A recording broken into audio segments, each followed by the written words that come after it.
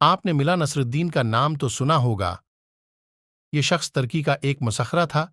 جس طرح ہمارے ہاں میلاد و پیازا اور شیخ چلی کے لطیفے مشہور ہیں، اسی طرح ترکی میں ملا نصرالدین کے لطیفے بڑے مزے لے لے کر بیان کیے جاتے ہیں۔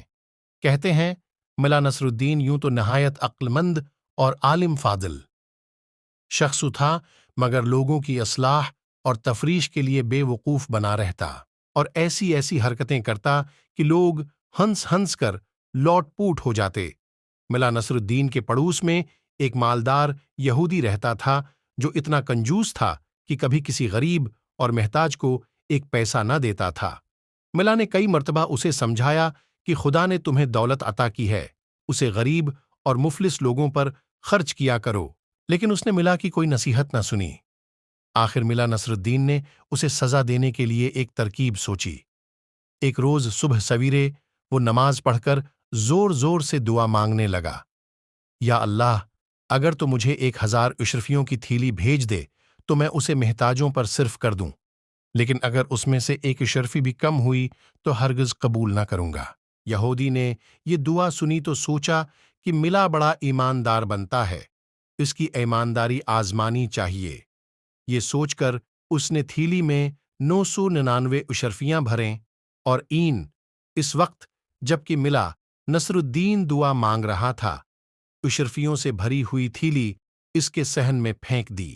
ملا نصرالدین نے لپک کر تھیلی اٹھا لی اور اس میں سے اشرفیاں نکال نکال کر گننے لگا۔ کل 999 اشرفیاں تھیں۔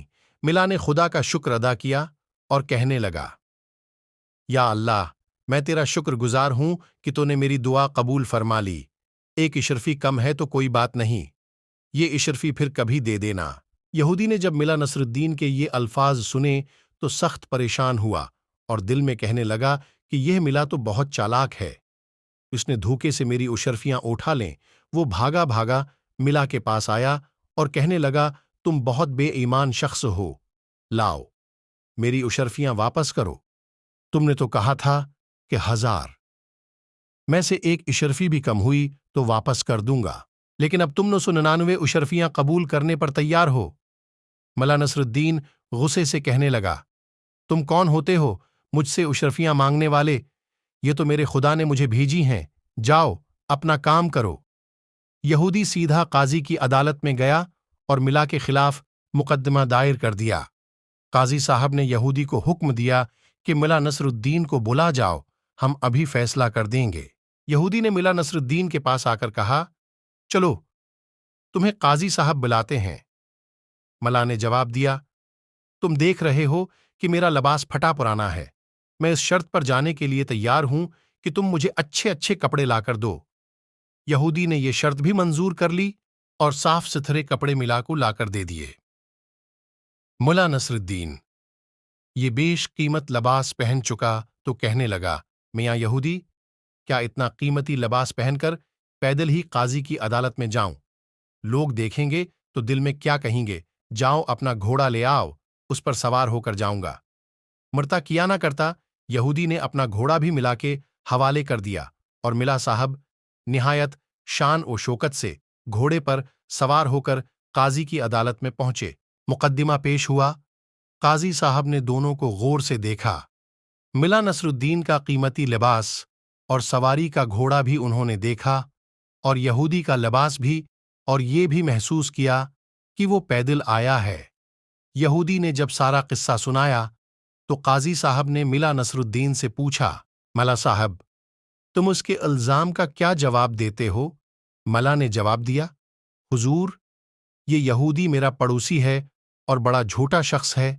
ابھی تو یہ کہتا ہے کہ میں نے اس کی 999 اشرفیاں ہتھیا لی ہیں، اور کچھ دیر بعد کہے گا کہ یہ لباس جو میں پہنے ہوئے ہوں وہ بھی اسے کا ہے۔ یہ سنتے ہی یہودی چلا اٹھا، ہاں جناب، یہ لباس بھی میرا ہے، میں نے اسے پہننے کے لیے دیا تھا۔ ملا نے کہا، سن لیا آپ نے، یہ لباس بھی اس کا ہو گیا، اور ابھی دیکھیے یہ کہہ دے گا کہ گھوڑا بھی اسی کا ہے۔ یہودی غصے سے چیخ اٹھا، ہاں حضور، یہ گھوڑا بھی میرا ہی ہے، ملا نے مجھ سے سواری کے لیے مانگا تھا۔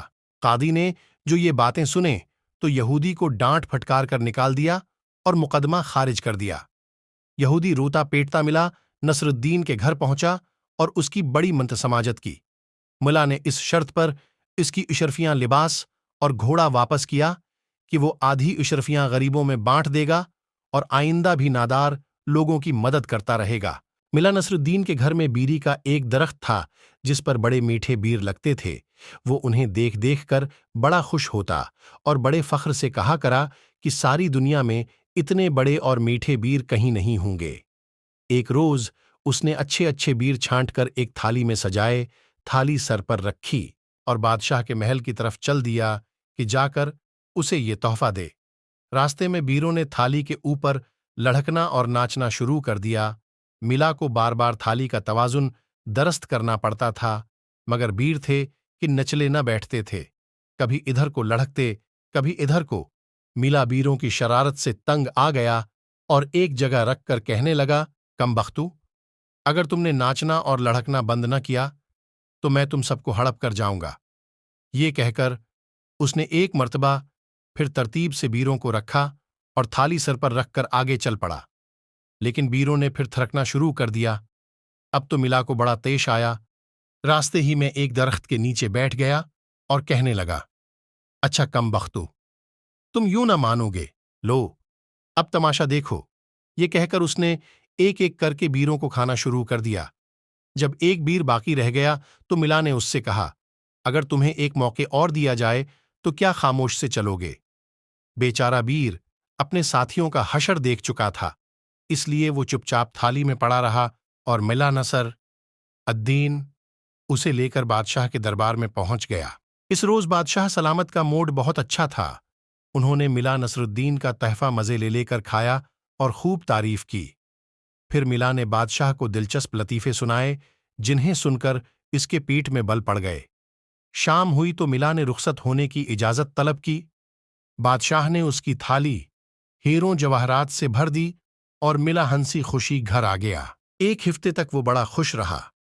اس کے بعد پھر اسے ہیروں کا لالچ ہوا۔ وہ سوچنے لگا کہ اس مرتبہ بادشاہ سلامت کے لیے کیا چیز لے جاؤں۔ یکایک اس کی نظر اپنے گھر میں لگے ہوئے سرخ سرخ چقندروں پر پڑی۔ ملا خوش سے اچھل پڑا اور اس نے یہی تحفہ بادشاہ کے پاس لے جانے کا فیصلہ کر لیا۔ اس نے جلدی جلدی ڈھیر سارے چقندر توڑ کر اپنی تھالی میں سجائے، تھالی کو سر پر رکھا اور بادشاہ کے محل کی طرف چل پڑا۔ راستے میں اسے ایک دوست ملا جس کا نام حسن تھا۔ اس نے پوچھا، ملا صاحب، اتنے شاندار چقندر تم کس کے لیے لے جا رہے ہو؟ بادشاہ سلامت کو تحفے میں دینے کے لیے تحفہ، اور وہ بھی چقندروں کا؟ ملا جی، تمہارا دماغ تو نہیں چل گیا؟ حسن نے کہا، کیوں، کیا ہوا؟ کیا چقندر بادشاہوں کو تحفے میں دیے جانے کے لائق نہیں؟ ملا نے پوچھا۔ یہ کہہ کر اس نے چقندروں کو غور سے دیکھا۔ اب اسے محسوس ہوا کہ واقعی چقندر اس قابل نہیں کہ بادشاہ کو تحفے میں دیے جا سکیں۔ اس نے حسن سے پوچھا، بھائی تم ہی کچھ بتاؤ، میں ان کے بجائے اور کیا چیز لے جاؤں؟ انجیر لے جاؤ، پکے ہوئے رسدار۔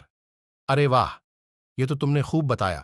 ملا نے کہا، غضب خدا کا، مجھے پہلے کیوں خیال نہ آیا کہ بادشاہ کے پاس انجیر لے جانے چاہئیں۔ وہ الٹے پاؤں بازار کی جانب چلا اور ایک دکاندار سے چقندروں کے آود پکے پکے رسدار انجیر لے لیے۔ اب سنو، اس روز بادشاہ سلامت کا مزاج بہت گرم تھا۔ درباری امیر اور وزیر سب سہمے ہوئے تھے۔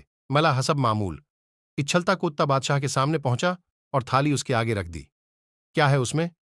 بادشاہ نے گرج کر پوچھا۔ حضور، انجیر ہیں، آپ کے لیے لایا ہوں، ذرا چک کو تو دیکھیے۔ بادشاہ کے غصے کا پارا اور گرم ہو گیا۔ اس نے کڑک کر سپاہیوں کو آواز دی اور انہیں حکم دیا کہ یہ سب انجیر ملا کے پھینک پھینک کر مارو، اور خوب زور زور سے۔ ملا نے یہ حکم دیا تو سر پر پاؤں رکھ کر بھاگا، لیکن سپاہیوں نے اسے پکڑ لیا اور انجیر مار مار کر اس کا منہ سجا دیا۔ جب انجیر ختم ہو گئے تو سپاہیوں نے اسے چھوڑ دیا اور وہ تیر کی طرح وہاں سے رفو چکر ہو گیا۔